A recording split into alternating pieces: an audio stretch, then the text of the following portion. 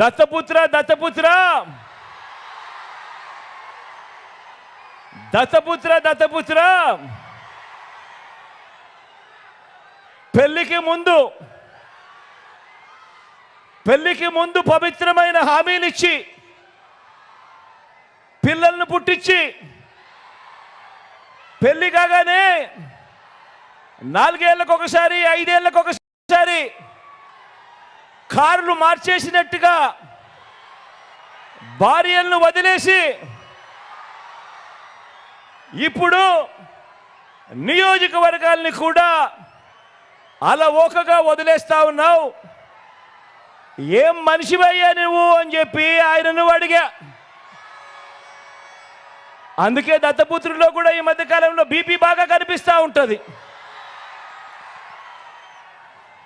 అయ్యా దత్తపుత్ర, ఒకసారి చేస్తే పొరపాటు, మళ్ళీ మళ్ళీ చేస్తే దాన్ని అలవాటు అంటారయ్యా దత్తపుత్ర.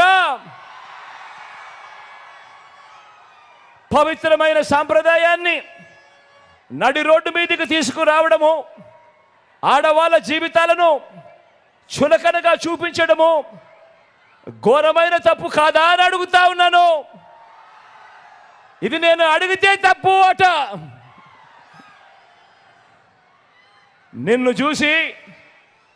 నిన్ను చూసి ఇదే తప్పు ప్రతి ఒక్కరూ కూడా చేయడం మొదలు పెడితే, ఇలా 5 ఏళ్లకు ఒకసారి 4 ఏళ్లకు ఒకసారి భార్యలను మార్చడం మొదలు పెడితే